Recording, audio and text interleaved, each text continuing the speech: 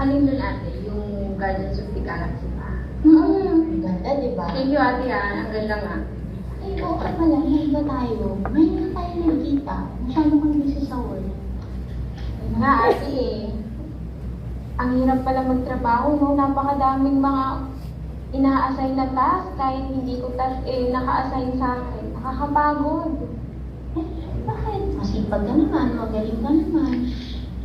Kasi ate, actually sunod-sunod yung deadline. Tapos yung mga workload nga ng mga kasama ko sa work, pinapasa nila sa akin. Tapos, hindi naman ako makatanggi kasi bago pa lang ako nakakahiya naman, di ba? Kinakaya mo pa ba? Minsan hindi na Sa totoo lang ate, na-overwhelmed na nga ako Sunod-sunod, ang dami-daming ginagawa. Minsan, hindi ko na lang talaga alam, pinipilit ko na lang yung sarili ko. Na-raise mo na ba ito sa supervisor mo? Hindi pa din, ate. Natatakot ako kasi baka sabihin naman nila ang tamad-tamad ko o kaya reklamador ako. Kaya, sige, pilit na lang. Minsan nga, napapagod na lang din ako kakaiyak, hindi na rin ako nakakatulog.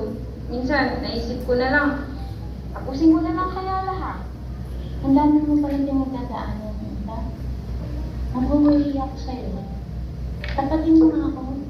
Yung sinabi mo, gusto mo nang tapusin lahat.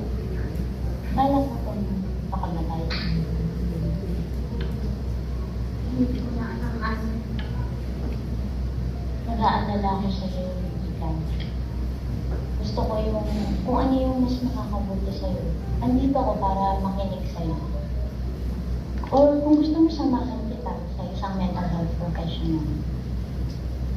Ayoko ate, nakakahiya at saka nakakatakot. Hindi ko din kasi alam yung mga ganung bagay. Alam ko, first time mo na mag-consult. Pero ang ganun din ako, tutulungan kita, sasamahan kita. Sasamahan mo talaga ako ate. Oo, sabihin mo lang, andun ako. Sa bagay. Sige, sa tingin ko tama ka naman ate.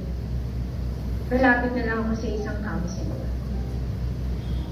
Ate, sasamahan mo ako ha? Oo, sabihin mo lang, nandyan ako.